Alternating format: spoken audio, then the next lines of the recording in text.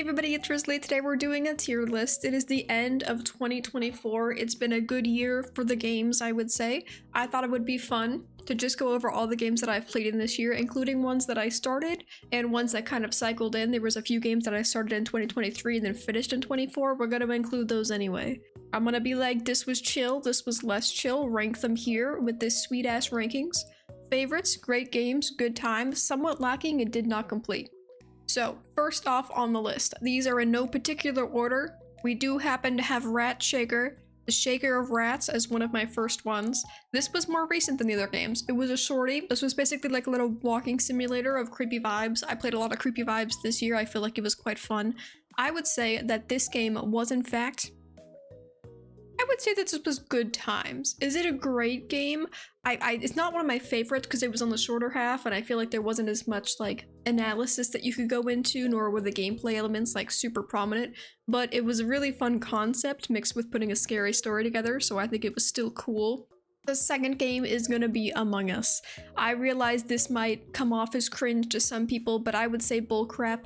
Things are not cringy just because people have fun with them. Sometimes the audience is bleh, but the game is yes. Among Us, when you have enough people, is actually quite fun. I wish I could play it more often, honestly, but it's kind of hard to get like a group together for that. But I'm gonna put it in great game. If I had the chance to play it more often, it might actually be one of my favorites just because it's actually so fun. But that's besides the point. The next game is BOKURA. This one was interesting. I played this one with my sister, and playing with other people, playing games with other people is always like super fun, so I feel like I'm a little biased towards thinking these ones are super cool. BOKURA was really cute. You basically play it co-op as two little dudes, and you have like different perspectives of the world you're seeing. One of you sees everything as a robot, and one of you sees everything as like fairy tale beautiful, so it was really cool being able to go through all those different things. You know what? I feel like there was more to the story. Like there's depth here that I didn't analyze. Like I didn't analyze the depth at the time, but I feel like I could go back and look more. I think that the story was really cute. The puzzles were fun. The gameplay were fun. Again, I'm biased on being able to play co-op, so that was really cool. I loved that playthrough. The next one is going to be Claws in Chaos. This one was kind of like a Super Auto Pet style thing. It was an auto battler with pets. I think I played it twice. I played the demo for a little bit once on stream, and then I actually played one full video. This one I want to play more of. I think this is a very good game. It's cute. It definitely feels fun. I haven't played too much of it. The roguelites and things like this that aren't plot-based, even if I didn't play like a ton of it, I don't count this as did not complete because I feel like it's kind of a round-based thing anyway. I'm gonna put this on good, but it could consider going up to great, you know? This is just like my personal opinion list and all that jam. And then the next guy, we gotta be like, well, Game of the Year contender up in here, Balatro. It's such a cool concept. This was made by one dude, I'm pretty sure, and now it's sold millions of copies. Isn't that just the freaking dream? Like, just the concept of this game being able to be up for Game of the Year, despite a single dude in the simplicity, but just how fun it is actually amazing. I have to put it up in favorites, not only because it's a great game, but I played it for like 9 episodes or something on the channel, but I have played this passively in the background on my twin computers while working on other stuff, basically every day for the last year or so, whenever I start playing it. So it's like, it's a grand time. I've played so many hours outside of even what I did on YouTube, so it absolutely deserves to be in favorites. The next one is Emberward. This one was our tower defense game. This was the first tower defense game I've actually ever tried. I thought the graphics were really cute, and I was like, let's get some of that action. I would actually say this is quite a great game. Some people might disagree with that one. I think that I heard some reviews that they were like, it's not, you know, fully done yet. There was only like 2 maps when it first came out, and some people think it might be like kind of repetitive by the end of it.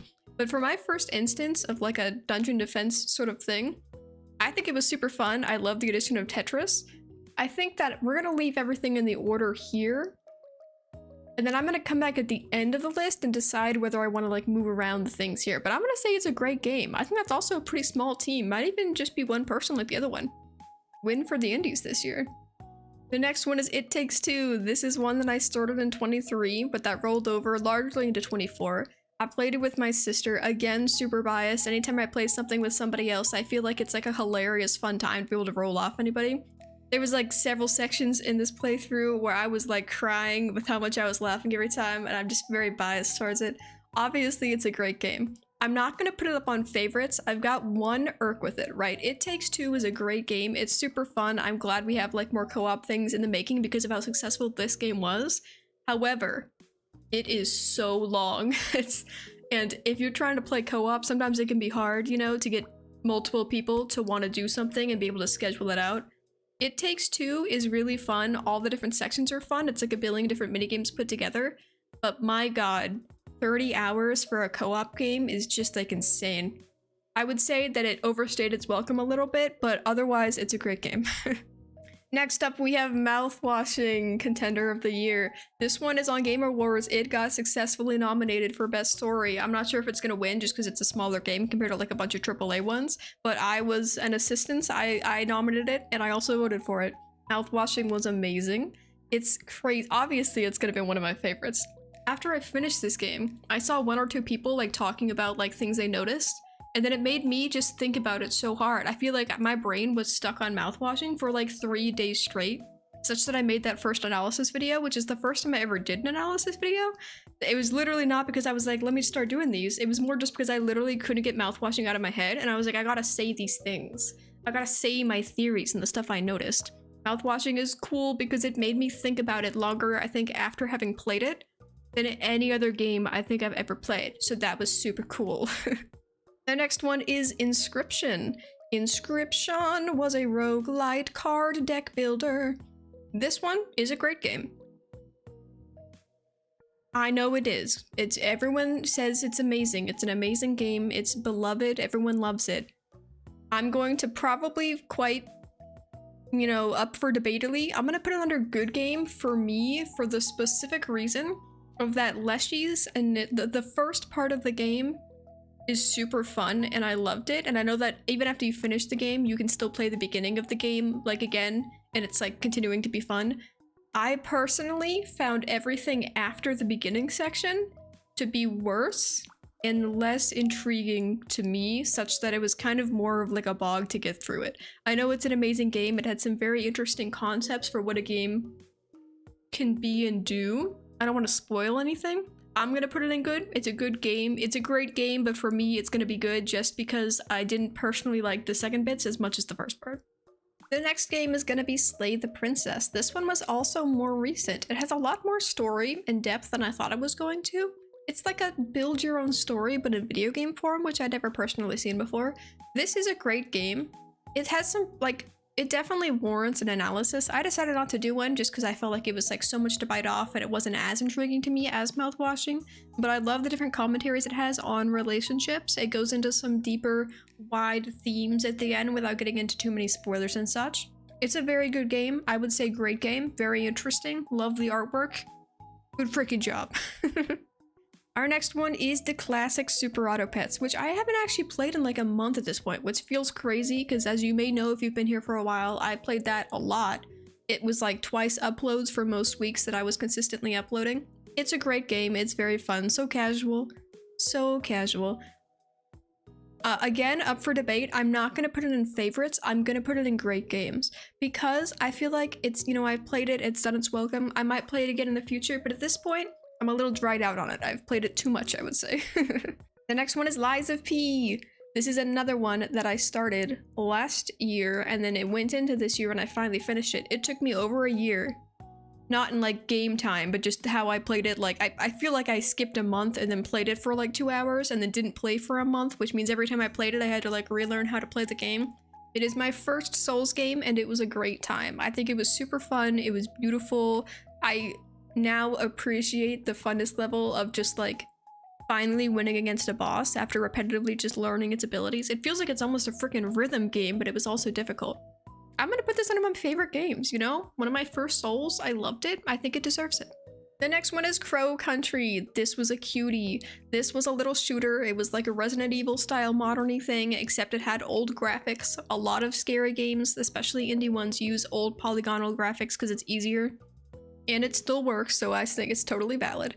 I love the aesthetic of it. It was really fun to play. It was 5 hours. I feel like it was a good length. The story, while not super depthful, still had like kind of a fun little thing at the end that you could think about. I'm gonna put this on great. I realized that I'm probably being overly kind, or like, what even is somewhat lacking doing here? And I'm like, we'll get there, okay? We'll frickin' get there. The next thing we have is How Fish is Made. This is by the same developers as Mouthwashing. I played it specifically because I wanted more insight for the analysis videos I made on Mouthwashing. I didn't record it to post. I might do it again, do some sort of analysis on it, not sure exactly, but I did play it off screen for the channel, so I did include it. I think How Fish is Made is a good time. It's like too short that I feel like you can't really say it's a great game because it's like not, it's meant to be small and thoughtful, and it is very interesting. It goes over the concept of the illusion of choice, whether or not, you know, all the complexities of how hard it is to make decisions in life, how some people escape making a decision by like relying on others or following the general trends or just kind of not wanting to make a decision or following one idea super hard and never straying because they're like, this is the only way I keep my brain straight. Overall, I think it was a really cool little thought project. I think everyone should play it. It's like free, I'm pretty sure, and there's a little bit of Mouthwashing DLC at the end. So if you like Mouthwashing, there's a little bit of curly backstory happening there. I'm gonna put it in good times because it was short, but it was very good. That one's probably gonna, you know, rise up on the good ranking once we reorganize this stuff. Next up, we have Bad Parenting. This one came out yesterday. This video came out yesterday. This was another short, like low poly sort of creepy horror game sort of thing. This one I am gonna put in somewhat lacking for this reason. It was only half an hour, right? It was only like $2 or something in the Steam store, so it's definitely worth a little bite. The story is sad and emotional because it's based on things that are like tragic that happened in the real world. However, you know, it's like a small development, I think. It was a pretty short game. There were definitely ways in which it could have bettered, you know, there were more glitches in it than most other games that I played this, which again is valid because it was a small team. Generally, I think it was a good concept. The lore of the video, or the lore of the game, I feel like was presented maybe a little bit too obviously. Like, I feel like they could have let us think a little bit more on it, that sort of stuff. I'm gonna put it in somewhat lacking, but it was a good game to play. I think there is more that you could think about it, and I am excited to see because they're planning on making more episodes of Bad Parenting. So it's going to be interesting to see, you know, how they progress as they go on. So somewhat lacking for reasons of like some glitching and stuff like that, but still a good game. This next one is a little bit of a cheat. I played Gourdlets. It's a little guy simulator. I played this. The video actually hasn't come out and is not going to come out until like tomorrow or the next day or something. So technically the video's coming out in 25, but I played this year, 2024. Gourdlets is a little dude simulator. It was super cute. Basically, it's just a little casual thing. There's no unlocks. It's just a sandbox building with little guys, and you're building them homes and you're decorating. The ultimate cozy game because there's actually literally no finances or money or tracking or systems or anything like that. I'm gonna put it in good times. It's pretty simplistic. I'm not gonna say great because there are like some things where I'm like, I wish there was a shortcut to do this or that, and also it's not like super in-depthful, but it's really cute. I think it's adorable for people who like cozy games. I love the pastel coloring. Solid game. The next one is Neva. This one I played for an analysis video, so I didn't have a full playthrough on the channel, but I did have an analysis, which was really fun. It has no line work. It's fully 2D, hand-drawn, but with like no lines, so I think aesthetically it was beautiful. The music was really fun, the gameplay was very smooth. It had a very nice themes of motherhood and parenthood and like taking care of young, loss, different sort of things like that. It was a beautiful game. I'm gonna say great game. It's not an all-time favorite, but it was a really good game. The next one was PlateUp. This is that classic chaos. I played this one also with my siblings. It was a very fun time. I'm gonna put this in good games. It's not very complex. There's no story. It's just kind of a fun time to play with your friends. Would definitely recommend. Some people even like it more than like Overcooked, I think is the most common version, you know? Some people like it more because it feels less chaotic. I've never played Overcooked, so I can't actually compare, but PlateUp is a very solid game. Alright, this one I feel embarrassed by. Hades 2 came out in early access this year. I played it for like 2 episodes, and then honestly, I think I just started doing something else and I dropped off. I gotta put it under did not complete, even though it's a roguelite, so I feel like you could say like, I played it, you know, 1 round, that's kind of like trying it out, you know? This one I'm gonna play again at some point in the future. I don't know if it's currently out of early access, but whenever it does, I'll play it then, but I unfortunately did not complete now, but I'm sure it's an amazing game. So I'm not going to put it under anything of the ranking. I'm sure it's probably going to be favorites because Hades 1 is one of my favorite games ever. But for now, it's got to be did not complete. A short adventure. Sheepy, a short adventure. This one was interesting. It was made by like a YouTuber who makes music to advertise, I think, his YouTube channel, which is crazy to think about because this game, while short, it was like 40 minutes, is really beautiful and smoothly done. The animations were so pretty. The music obviously was awesome because it was made by like a musical guy. If this game had been made just like twice as long, full-fledged, amazing game. It's free to play, which is just insane to me because it's so amazing. I'm gonna put it on great game. Like, it's short, but it was just so aesthetically beautiful. Like, the pixel art was so good, and I'm such a sucker for nice animation. The little pixel animations were so freaking cute that I'm gonna put it in great game. It was too pretty not to do it. The next one is Threshold. This one was by the same publisher as Mouthwashing, so not the same developer, but the same publisher who goes for the sort of vibe of games. Threshold was very interesting. It had a lot to say about a topic that's not really, you know, covered much in video games. Ideas of like animal cruelty and stuff like that. I did an analysis video on it as well as a playthrough, and I think it was pretty cool. It's not as good as Mouthwashing in my opinion, just because I feel like it was shorter. It only had one developer, you know, he had like less manpower to work with. It was more literal by the end of it of what it was talking about. It was a little bit less entertaining throughout the walking simulator section of it. However, I did like all the different themes. It has a lot that you can, you know, analyze as you're going along. I'm gonna put it in good times. I feel like it's a good predecessor to maybe an even better game by the same person. I feel like it's a good first go, you know? He had like a lot of experience in game design. He's like an established person. But I feel like it would be cool if he was able to make something like this again, but with a bigger team. Then it would surely be like an awesome game, you know? The next one is Thank Goodness You're Here. This one goes up in favorites. This was like a little British comedy game, which I hadn't played many, like, did I play any other comedy games this time? I feel like I played so many scary things and so many like emotional ones that this one just being pure comedy was just so fun. Plus, my favorite way of making funny jokes is just to say kind of random stuff, especially with like a funny accent. So it was very similar to my style of humor besides all the dirty potty jokes. I don't personally appreciate potty jokes, but I forgive it because the animation was cute and a lot of the other jokes were cute and silly, and I just think it was a grand old time, and it was all 2D animated, which is crazy to think about. One of my favorites. The next one is Diceomancer. I did not play to win on this one. I think I played like 3 rounds. It got really close to beating the final boss and then kind of moved on to other things. I'm gonna put it under did not complete despite the fact it's a deck building roguelite sort of thing. Because I feel like I can't actually fully give a description of my opinion on it. It was really fun when I played it. It's got a very interesting dynamic of you being able to roll a dice and affect any number on the board. Like, you can change the enemy's health, the amount of damage that they do, how many turns blank is gonna take, so blah blah blah blah blah. Basically, it's you having the power over cards, kind of like a god. It was interesting. I would definitely say that more people should check it out. Look at that, tell me how you thought about it. I feel like it's a good game, but I can't say much because I didn't play enough. The next one is Cult of the Lamb. We love Cult of the Lamb. This was the only game I've ever like tracked the development on, like on Twitter, before it came out, because it was a roguelite, but it was also really cute little like 2D aesthetics, additionally with creepy themes. I love cute things with creepy themes. Frickin' the Little Nightmare series is one of my favorites. So I was so excited for this to come out. I played it. I didn't finish it. I started the game on stream so that we could have like a bunch of people in the stream, like, because I played this when it first came out, which I feel like was like 2 years ago. It feels like it's been forever, but I do love this game. I'm gonna put it under favorites.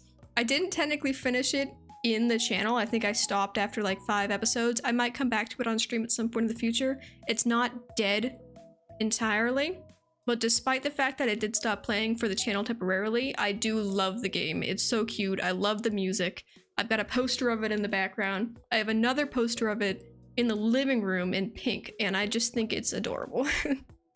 Now, this little section here is the gauntlet of did not complete. I put them together just so we can kind of rapid fire through that. Edith Finch, I played on stream. I played like 2.5 hours, so I feel like I was more than halfway through. But then I just didn't end up finishing it, because I feel like the emotional themes it was going through, the idea of like different ways that you can react to life, what makes life worth living, and stuff like that, it felt was cool. But I found the gameplay itself to be kind of hard to get through. Like the whole part, there's one part where you play like as a cat jumping through trees. Just the feeling of the mechanics was not very satisfying for me. So So I just didn't really feel the strong urge. I probably will finish it at some point in the future just to know that I've gotten through the full story, the full experience, you know? I didn't complete mostly because of mechanical issues. That's what happened there. The next one is Outer Wilds. This one, I also started on stream. I played it for like an hour. I then played it for an hour by myself. Honestly, I've heard that this one is amazing. There's supposed to be some grand review. You can only play it like once in your life. It's a whole experience. Everyone always says everyone should play. This is one of the iconic games to play if you're only going to play a certain amount of games. The mechanics of flying the ship on keyboard and mouse, which I'm doing because I like hate using a controller, is like really hard. It's very frustrating mechanically, which made it hard for me to want to play it again. But I still have the footage for the first 2 hours that I played. I'm not deleting it because I want to finish it at some point. So maybe at some point in the future, Outer Wilds, I will put out a Let's Play for it that will be vaguely very old, but like, you know, get sooner as I actually finish it. So that one also is not dead. As of now, I have not completed it. We'll see how it goes in the future. And our last contender, Cassette Beasts. This one is basically like modern Pokemon, but made with all the things that you wish Pokemon was instead. Equally as cute, it's pixel, it's 2D. I played this for a small amount of episodes before kind of dropping off for the channel. Mostly just because I was like, I love Pokemon. Pokemon was like my first video game, so I'm like a longtime fan. But it's kind of a really long format side of thing, and I feel like it was harder to give commentary because the gameplay was really repetitive, you know, just doing battling and stuff. So it was really cute and fun for the little bit of the videos that I did do. And I think that it's definitely a really fun game. I'm glad that I played it. I think it's adorable to look at. I like the concept of it. I didn't complete it because I just got a little bored of it. You know, I haven't finished a Pokemon game, to be fair. Like in the recent ones, they get also a little dry for me, but that's what happened there. But it's a good game. I still love it as a concept.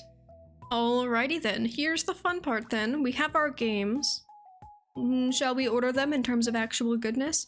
Let's start from the bottom. Did not complete. I would not say would be very easy to order because obviously I did not complete them.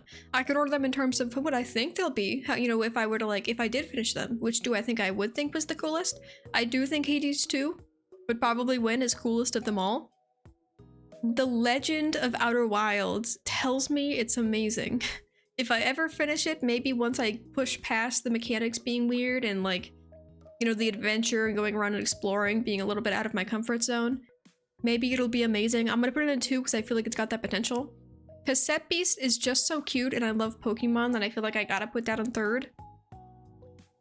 And then these 2, I just feel like I don't have a strong enough opinion that I'll put the,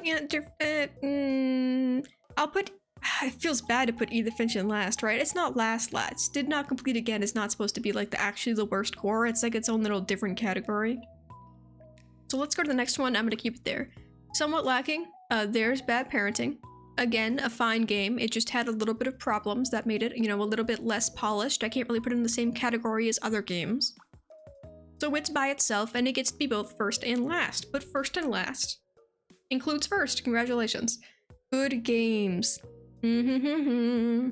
Inscryption, I feel like I didn't do it a service by putting it in this section. It's in this section only for very specific personal reasons. In the fact that I just found the second bit to be a little bit more boring, but I know it's a great game that probably should be higher, so I will put it highest on this list. And then, honestly, I liked how Fish is Made more than RATSHAKER. RATSHAKER was a fun concept, but I wish that there was more depth with the story that happened there, right? I like the rat shaking, you know, which is what brings you to the game. The shaking of the rat was quite entertaining, but not as entertaining as Claws and Chaos. Not as entertaining as Gourdlets. Gourdlets is just so freaking cute. Not as fun as playing games with your siblings. And I think that Threshold just had more to think about, so I'd put that above that as well. Is that actually the correct ordering? This actually might be pretty good. I really liked how Fish is Made. It's got a weird song that happens in the middle of it that lasts like 4 minutes or something, which was bananas but intriguing. I definitely recommend everyone play that just for like an interesting time. I'm gonna put PlateUp above Gourdlets just because, again, co-op biased. And I think that's good. That's my good times ranking. And now we've got the great games. The gods among men. No, these are like the kings. The gods are favorites, obviously. Which one of these did I like the most? Who's to say? I do love Among Us. Although it is a sweaty game because when you're the imposter, it's really scary. part of me wants to say that in terms of Let's Play, I feel like the Crow Country game was actually the funnest one to make the videos. Like in terms of at least recording, it was easy to react to, it was a good length, it was fun and scary. I'm not saying it was first, but it definitely is further up. It Takes Two is also an amazing game and was really fun to play with my sister. I'll put that one at top, I think, because I know that people are going to be like, obviously It Takes Two. I think it won Game of the Year of its year, didn't it? Which it came out like last year or something. It deserves to be top. Neva was super cute and beautiful. I'm gonna put that above Crow Country, which is really sad because I'm like, I really want to give, you know, like tiny indie games. Like Crow Country was a smaller team. Neva obviously is also kind of a smaller team. They only had one game before Gris, but like it feels bigger than Crow Country. So I want to cheer on. I want to cheer on for the Crows. BOKURA was really cute. I'll put that above Among Us, but Among Us is actually just like fun. It's just simple fun. I'm gonna put it below it. Slay the Princess. After Among Us. Sheeple after that. BOKURA over Emberward. Super Auto Pets stay in there. I'm just too dry on Super Auto Pets. I know it feels kind of a sadness to put at the end of the great games list, but I feel like this looks like it makes sense to me. This looks like it makes sense to me. And favorites. Let's go the bottom up. Out of this selection, this is gonna be weird, right? I'm gonna put Balatro actually at the bottom of my favorites just because despite the fact that I have an insane amount of time in it, the amount of hours I have in this is certainly infinitely more than these other ones just by virtue of, you know, the type of game it is. I feel like it doesn't pull my heartstrings. It doesn't, I feel like it's a great game, but emotionally, I feel like I'm more connected to these other ones. I'm gonna put Thank Goodness You're Here just above it. Because it's just a really silly one-off game. I just think it was fun to have played it. It was a nice experience to have, and I appreciate the game as a concept. And then Lies of P is going to be, I think, there ahead of it. It's a great game. It's AAA, so it's beautiful. It's got fun animations. It progressed. I like the fact that I didn't get lost most of the time. Some people like open world. I like being told what to do a little bit, so that's definitely a great game. But Cult of the Lamb is next up specifically because I love the aesthetic. It's just so perfectly like my combination of things that I wanted to see in a game, and it was fun to play. I know it's got some, you know, people are like, actually, the battling is not as cool as it could be, and there could be more stuff to do in your village and things like that, and I'm like, bullcrap. I'm just gonna put so much love on it that I'm gonna ignore all the faults and say that Cult of the Lamb is number 2. Which puts Mouthwashing as number 1, and I feel like it's valid. I really hope that Mouthwashing wins story nominations on, you know, the Steam Awards. I don't think it is, again, because it's like got a smaller audience than the other ones that were all added, but it's such a fun game. It's got so many themes that like deeply connect to people. There's like characters that are bad people, but their characteristics are basically just taking natural human elements and like hiking them up, you know, like making them more dramatic and in a more interesting environment with the whole space situation. But you can really relate to basically every character in some way, I feel like, in there, just because of basic like human feelings of, you know, like jealousy, greed, ego, anger, how you express emotions, feeling tired with life and things like that. It was just so much to look at and so much that you feel like you could share the experience with that I gotta put Mouthwashing on first because I think I thought more about it than probably any other game that I've like played. It just stuck with me so much more afterwards, and part of this is because of the fandom. Like, just people who played the games and have been making like art and all these hypotheses. Some people are really icked on it because they're like, well, some people don't understand the themes and they're trying to defend things that shouldn't be defended and they're not looking at things with like an analytical eye and stuff. But ignoring that, the amount of people who are just like finding new things about this game, how much the developers looked at every scene and everything that changes in a scene matters and is like metaphorical for something. I just feel like it was awesome. Mouthwashing was like a secret little hit. I'm glad I played it. I'm glad it came out. It was crazy that I played it too because I hadn't heard about Mouthwashing at all. I just happened to see it like on a Steam like coming up soon and I was like, that looks kind of cool. Like it's kind of like a creepy thing that I could play on stream real quick. So then I added it to my wish list and the next day it came out and I was like, whoa, that's crazy. I just randomly found this and then I didn't think it was coming out the next day and then we played it and actually it was really fun and amazing. Alrighty then, so this is my final tier list of 2024. We played a lot more games than I expected. Some of them were shorter, Some of them were longer. I'm really happy, and I'm hoping that we can have a lot more cool games in the future. I mean, little hint, I am thinking about playing Signalis. I bought it, I have it, I hope we can play it in the future. But for everyone who stuck around with me or who have joined us this year as we play through the games, I hope you enjoyed the videos. It was really fun to make them, especially ones where I got to play with other people, and it was fun to finally get through a backlog of games. One of the reasons I made the channel was because it was an idea to push myself to actually play some of my billions of Steam games. I don't know, we all like kind of suffer from finding the drive to actually finish them, and look at all these games I finished. But anyway, thanks everyone who has stuck around or joined me across the year. I really appreciate the support, the comments, the likes, or just viewing the videos. It means the world to me. Thanks for watching, and I'll see you next year. Bye!